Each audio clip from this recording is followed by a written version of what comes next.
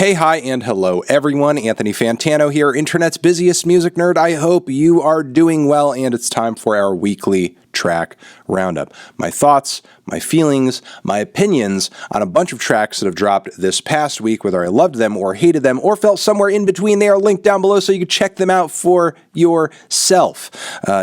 That's the point of this video. Also linked down below, we have our Turntable Lab link. If you go over there and you buy some turntable stuff, some vinyl, some whatever, we get kickback from it. That's nice. That's cool. That's amazing. Also, our Patreon page is down there too if you want to support us and get some extra bonus monthly content in the process, access to our Discord community too, and our YouTube Shorts page, linked down below as well. I got to update this picture. Anthony, what are you doing?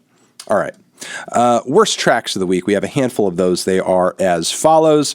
Lil Wayne, Cat Food. Why would you come out with a song about eating pussy and just oral sex in general but sound this bored doing it? That is sad.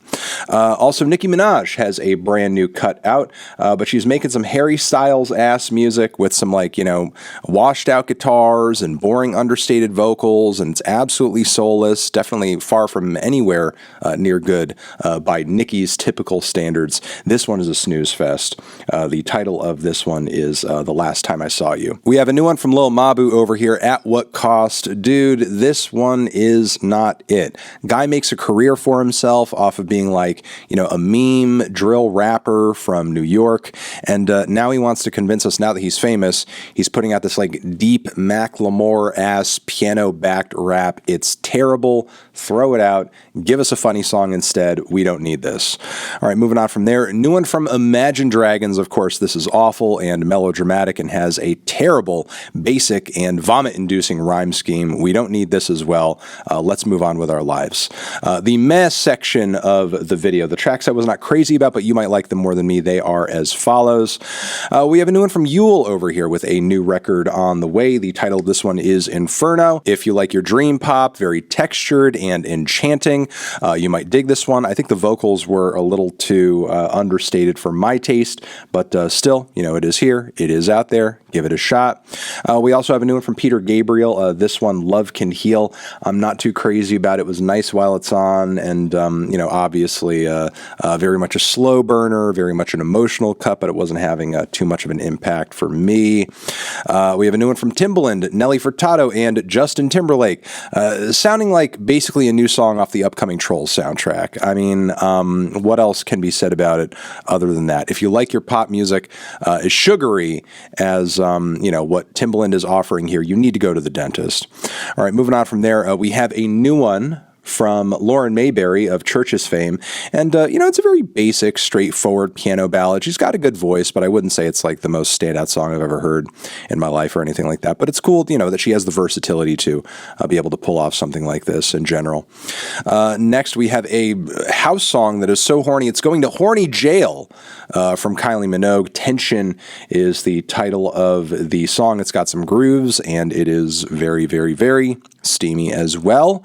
And moving on from there, we have a new one from Dorian, Electra 2, who I think is also going to horny jail off of this track over here, Puppet, which is fine, but what kind of held me back from loving the track were some of the tacky lyrics, you know, the inferences with the hand and the puppet and so on and so forth, and the classical melodies that I think are, you know, applied in a very ham-fisted and silly way. I'm not too crazy about this one, honestly. I think Dorian has had stronger singles in the lead up to this new album for sure. We also have a new one from Doja Cat, Demons. Basically sounds like a hyper-aggressive SoundCloud rap song from the mid-2010s, but not even a great one in my opinion. Paint the Town Red was a much stronger single. All right, let's move on to the best tracks of the week, the ones that really stood out to me. Yeah, they are as follows. We have a new one from Ty Segall over here. It is titled Void. It is one of his longer and more tense and psychedelic songs in a while. Loving the vocal harmonies on this one and the mesmerizing guitar passages. It's a pretty sick track, and you know, again, bold as a taste for an upcoming record because it is so long and it is so you know, so much of a simmer, musically speaking. We have a new one over here from Teezo, Touchdown, who absolutely killed it on this brand new single with the alternative grooves coming out of the beat, with the strange backing instrumentation, with his very odd flows, with the awesome and fantastic Janelle Monáe feature on the back end. Absolutely loving what Teezo is doing on this track. You thought it is mega creative and, you know, certainly standing out further than what I heard for much of this week. We also have a new one over here from EarthGang, Spillage Village. And yeah, this new cut over here that also has Denzel Curry in the music video, being very, very, very funny. Funny guy, that Denzel Curry. Die Today is the name of the track. It's got some sweet, bold, melodic lead vocals on the chorus, and, you know, just a lot of funny commentary about relevancy, existentialism, death, obviously, all over the track. I think EarthGang is getting bolder and bolder and more creative with each new single and album cycle, and I am excited to hear it. We have a new one over here from Oneohtrix Point Never, new album on the way. Daniel has seen fit to give us the closing track to this upcoming LP, and it is an orchestral, orchestral ambient masterpiece with just amazing arrangements, fantastic progression, just climactic finish as well. A Barely Lit Path is the name of the track, and I cannot wait to hear this damn album. This is going to be one of my favorite records of the year if all the tracks are as good as this one. We also have a new one over here from Mannequin Pussy, who are absolutely killing it with a rough and tumbled punk sound with some super gruff lead vocals on this one. Definitely one of the better punk tracks I have heard in a minute, and I think one of their better songs in general. The title of this one is I Got Heaven. We also have a new one from Mitski as well. I wanted to talk about this track too. You know, last week we talked about Star and how powerful the instrumental and the vocals were on that one. That is also the case for this other single from this forthcoming record, Heaven. Mitski is not disappointing at all with this run of singles, outside of the, you know, the chord progression on the first taste that we had of the record being a little basic, but that's neither here nor there. Okay, we have a new one from Kvelertak as well this week. Endling is the title. If you don't know these guys, they're one of the best loud rock exports from Norway, and this is certainly one of the most solid singles from their current album cycle, that is for sure. We have a new one from Kai Whiston over here. A new EP out, and there are just like some straightforward, crazy, bassy bangers on it. And, you know, this guy's a great producer, and this song, not to hate on it and not to diss it and not to crap on it, I got to say something that may interest you guys in some way whatsoever. But I feel like the song is the reverse Seabat. I'll say that. Understated is the title. I'm loving it. All right, moving on from there. Jorja Smith coming through, killing it with another great single. Getting some serious Sade vibes as well off of this new track. Great vocals, super sensual, just great grooves and energy off of this one. Title of the track is Falling or Flying.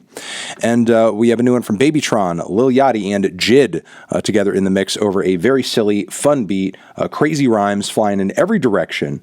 And yeah, you got to try this one. It's a good time. It's really cool that these guys kind of linked up. Obviously a very unlikely crossover, but you know, still fire. Half doing dope. All right, moving on from there.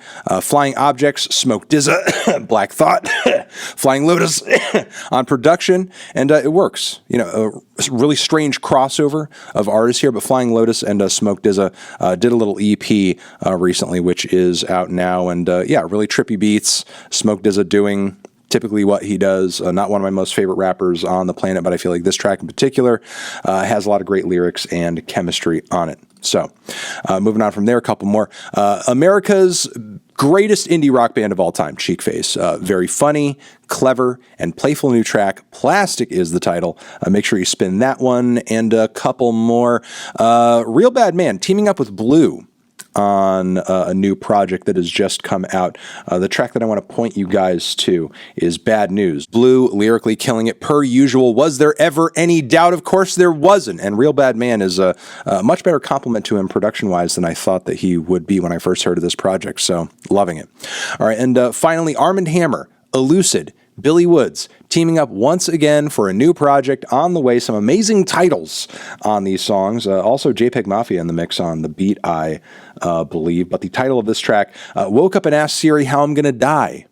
Love that one. Of course, Elucid and Billy Woods still have incredible chemistry per usual, which is what makes them one of the best duos out of New York currently. And that is going to be it for the weekly track roundup. Thank you very much for watching. Hopefully you got some good recommendations out of this video. Mwah. I'll see you in the next one. Anthony Fantano, weekly tracks forever.